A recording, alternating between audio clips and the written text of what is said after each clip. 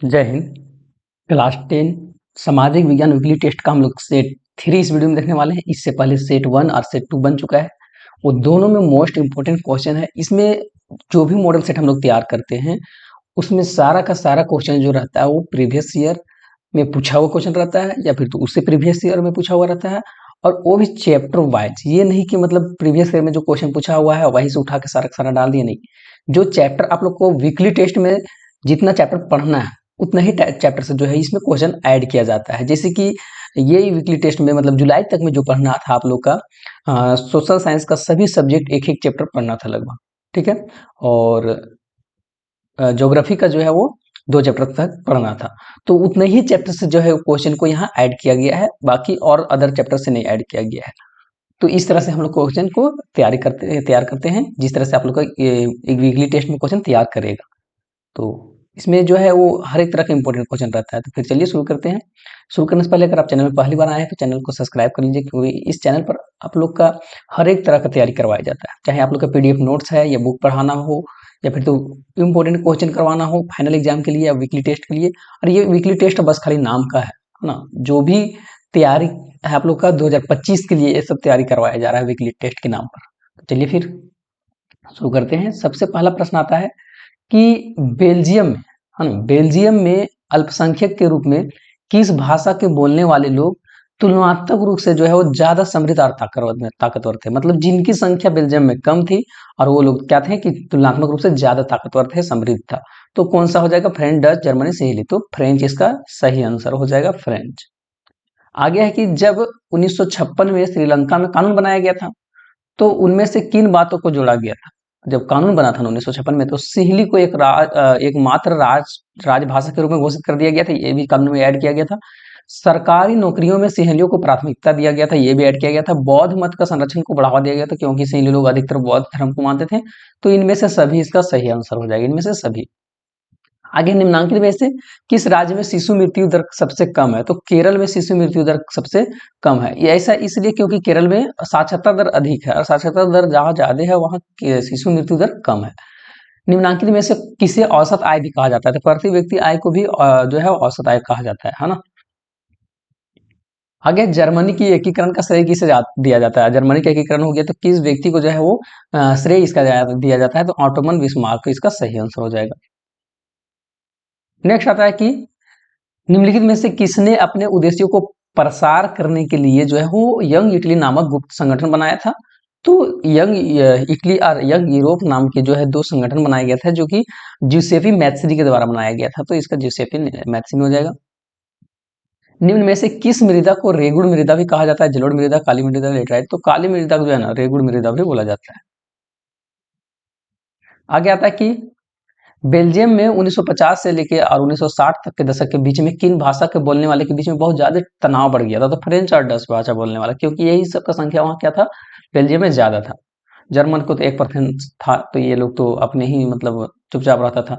श्रीलंका में अधिकतर सिंहली भाषी लोग किस धर्म को मानते थे? तो बौद्ध धर्म को मानते थे। अभी पिछले क्वेश्चन में भी दिखाए कि बताए थे कि मतलब यहाँ बौद्ध धर्म को मतलब संरक्षण किया दिया गया। जब केंद्र और राज्य सरकार की शक्तियां लेकर स्थानीय सरकार को दी जाती है तो इसे क्या कहा जाता है? तो सत्ता का विकेंद्रीकरण कहा जाता है। तो सत्ता का विकेंद्रीकरण इसका सही आंसर हो जाएगा। तो ये तो ऑब्जेक्टिव रहा, 2 सब्जेक्टिव 2-2 नंबर का, फिर 2 सब्जेक्टिव 3 नंबर का, फिर 2 सब्जेक्टिव 5 नंबर का हम लोग देखने वाले हैं। विकास से आप क्या समझते हैं? विकास क्या होता है? तो ये भी जो देखिए पहले चैप्टर से है इकोनॉमिक्स से। तो विकास एक प्रक्रिया है ना। विकास क्या है? एक प्रक्रिया है जिसमें शुद्ध, है ना, प्रति व्यक्ति आय में वृद्धि होने के साथ में असमानता, गरीबी, निरक्षरता तथा बीमारी में कमी हो, है ना। दूसरे शब्द में बोला जाए कि लोगों के आर्थिक जीवन में सुधार होता है, उनका जो है जीवन स्तर ऊंचा हो जाता है, उसी को हम लोग विकास बोलते हैं। सीधा सीधे समझिए कि जिसका रहन सहन उच्च हो गया है, ऊंचा स्तर का हो गया है, तो उसको बोलेंगे कि विकास किया है, तब जो है ये चीज हुआ है।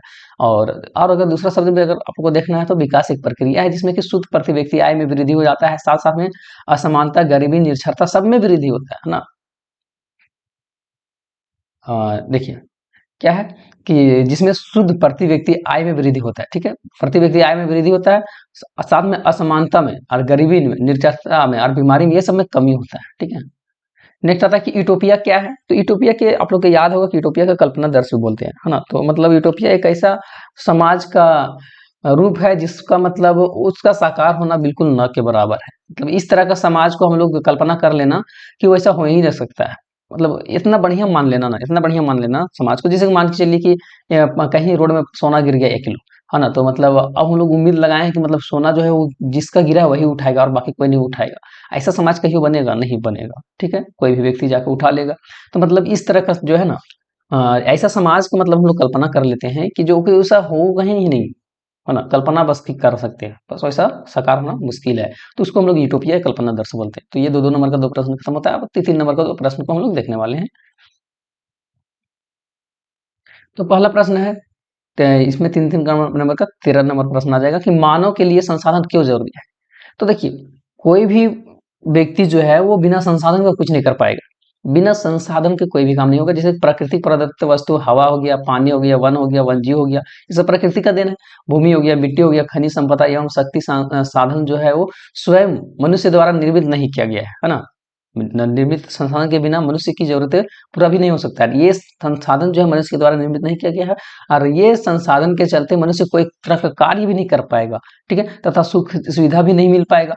तो मनुष्य की आर्थिक विकास और संसाधनों की उपलब्धि पर ही निर्भर होता है। मतलब देखिए, मनुष्य जो भी विकास करेगा वो संसाधन जो उपलब्ध रहेगा उसी पर जो है वो विकास पर कर पाएगा। तो संसाधनों का महत्व इस बात से पता चलता है कि मनुष्य जो है वो कठिन से कठिन जो परिश्रम करता है ना? और साहसी यात्रा भी करता है, फिर उसे बुद्धि, प्रतिभा, क्षमता, तकनीकी ज्ञान, कुशलता ये सारा चीज़ आता है। तो कहीं न कहीं उनको संसाधन ज़रूरत होता है। संसाधन के बिना जो है ये सब पॉसिबल नहीं है। आ गया था इटली का एकीकरण की प्रक्रिया को संक्षिप्त में समझाना है। ये 5 नंबर का क्वेश्चन है, लेकिन हम 3 नंबर में डाल दिए हैं, जगह नहीं बचा इसलिए, उधर 2 क्वेश्चन और डाले हुए हैं। तो 19वीं सदी के मध्य में इटली 7 राज्यों में क्या हुआ था? बटा हुआ था। 19वीं सदी के बीच में क्या है? इटली जो था वो 7 राज्यों में बटा हुआ था और उत्तरी भाग ऑस्ट्रेलिया के अधीन में था, है ना? मध्य जो है हल्को पर पोप का शासन था और दक्षिण क्षेत्र में स्पेन के राजाओं के अधीन में था। 1830 के दशक में इटली का एकीकरण का प्रयास किया गया, जो कि निम्नलिखित व्यक्तियों का जो है वो श्रेय जाता है। सबसे पहले ज्यूसेपी मैज़नी का भूमिका क्या रहा? तो वह गणतंत्रात्मक दल का नेता थे, है ना? ज्यूसेपी मैज़नी क्या थे? तो गणतंत्रात्मक दल का एक नेता थे और 1831 ईस्वी में अपने निर्वासन काल में जो है उन्होंने यंग इटली और यंग यूरोप नाम के जो है वो संगठन बनाया था और यह एक गुप्त संगठन था जिसकी स्थापना शिक्षा के माध्यम से ही इटली का पुनर्गठित करने के लिए हुई थी। यद्यपि इटली का एकीकरण के लिए 1831 से लेकर 1848 में 2 क्रांतिकारियों ने प्रयास किए थे, परंतु वो दोनों असफल रहे थे। वो दोनों कौन थे?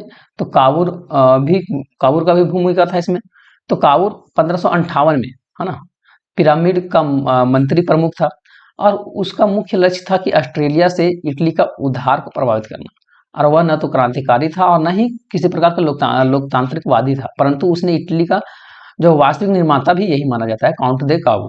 उन्होंने फ्रांस के साथ में एक चातुर्य कूटनीतिक गठबंधन भी किया था और उसके माध्यम से जो 1859 ईस्वी में ऑस्ट्रेलिया की सेनाओं को परास्त कर दिया था, ऑस्ट्रेलिया पर जीत पाया था। उसी तरह से एक और व्यक्ति है जोसेफी गैरिबाल्डी का भूमिका रहा क्या?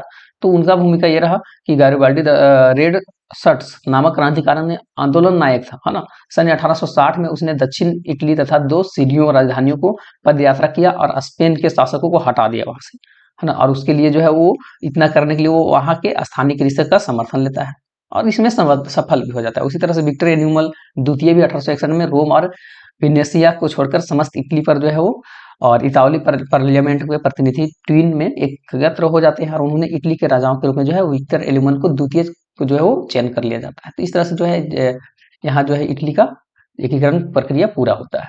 आगे प्रश्न आता है 5 नंबर का, 2 प्रश्न लास्ट है कि मारियान और जर्मेनिया कौन था? मोस्ट वीवीआई टॉप क्वेश्चन है ना? फ्रांस में राष्ट्र के प्रतीक के रूप में लोकप्रिय ईसाई नाम का मारियान दिया गया था। देखिए, फ्रांस में राष्ट्र के प्रतीक को, जिस तरह हम लोग भारत माता बोलते हैं ना, तो फ्रांस में राष्ट्र के प्रतीक के रूप में जो था लोकप्रिय ईसाई का नाम जो था वो मारियान दिया गया था और उसे लाल टोपी, तिरंगा और कलगी, है ना, कलगी के साथ दिखाया गया था और उसकी प्रतिमाएं जो है सार्वजनिक चौराहे पर लगाया गया था ताकि लोग भी एकता और राष्ट्रीय की जो है प्रतीक का याद आए। और इसी प्रकार जर्मनी में भी जो है वो जर्मन राष्ट्र के प्रतीक के रूप में जर्मनिया के रूपक माना गया था। ठीक है, उसे बलूत वृक्ष के पत्तों के मुकुट के साथ सजाया गया था, क्योंकि ये बलूत के वीरता का प्रतीक माना जाता है। जिस तरह हम लोग भारत माता बोलते हैं ना, उसी तरह से एक प्रतीक माना गया था, ताकि देशभक्ति जागे इन लोगों के अंदर में, राष्ट्रवादी जागे। जिस तरह से मारियान तथा जर्मनिया चित्रित किया गया था, उनका व्यापक महत्व मारियान तथा प्रतिमा को स्वतंत्र, एकता और न्याय के प्रतीक माना जाता है, और इसे जनता इन उदात्त राजनीतिक भावनाओं का संचार हुआ है। इसी प्रकार जो है जर्मनिया का चित्र स्वतंत्रता, शक्ति, बहादुरी, शांति और एक नए युग के सुतपात्र का प्रतीक था, है ना। जर्मनी में भी जनता को इससे राष्ट्र का गौरव का मतलब बोध होता था, है ना। लास्ट क्वेश्चन है कि प्रौद्योगिक और आर्थिक विकास के कारण संसाधनों का अधिक उपयोग कैसे हुआ। मोस्ट टॉप VVI क्वेश्चन है ये भी। तो संसाधनों का, है ना, संसाधनों का अधिक उपयोग से प्रौद्योगिक और आर्थिक विकास से संबंधित प्रौद्योगिकी के विकास के कारण संसाधन का दोहन पर, है ना, उसका अंधाधुंध प्रयोग भारी पैमाने पर संभव हुआ है, तथा आर्थिक विकास के लिए अधिक से अधिक संसाधनों की आवश्यकता पड़ती है। कोई भी आर्थिक विकास करना है तो उसमें बहुत ज्यादा संसाधन लगता है। तो संसाधनों की उपलब्धता अपने आप में विकास का कारण नहीं बन सकती है। ये संसाधन जो है वो विकास का कारण तब बनता है तब तक कि उसे उपयोग में लाया न जाए, है ना। उपयोग में लाने लायक प्रौद्योगिकी अथवा कौशल का विकास नहीं किया जाए। जैसे जैसे प्रौद्योगिकी का विकास होता गया है, संसाधन का दोहन उतना ज्यादा बढ़ते गया है, और जितना ज्यादा, जैसे कि अभी मान के चलिए कि किताब कॉपी का जितना ज्यादा अभी जरूरत पड़ रहा है, उतना ज्यादा प्रकृति को मतलब जो है पेड़ को काटा जा रहा है, जिसका अधिक संसाधन का दोहन हुआ है। आर्थिक विकास भी उतना ही आगे बढ़ा है। उपनिवेशिक काल में भी संसाधन का बहुत ज्यादा दोहन हुआ है ना, लकड़ी का खूब कटाया हुआ है। औद्योगिक काल में भी संसाधनों का दोहन बड़े पैमाने में हुआ है, क्योंकि साम्राज्यवादी देशों ने अपने उच्च औद्योगिक माध्यम से संसाधनों को दोहन किया है। तो इस तरह से जो था इसका आंसर हुआ प्रौद्योगिक और आर्थिक विकास के लिए कारण जो है संसाधन का अधिक उपभोग कैसे हुआ या अधिक दोहन कैसे हुआ। तो इसमें 3 सेट था, तीनों सेट आए हम लोग देख लिए होंगे। यहाँ से बहुत क्वेश्चन मैच करने वाला है। तो फिर चलिए नेक्स्ट वीकली टेस्ट जब आएगा तो उसका हम लोग क्वेश्चन तैयार करेंगे। जो भी क्वेश्चन तैयार होता है आप लोग को बता दिए कि चैप्टर वाइज होता है, जिससे आप लोग का JCRT जारी किया है ना, डेट या और सिलेबस, तो उसी के हिसाब से। तो चलिए तब तक के लिए जय हिंद, जय भारत।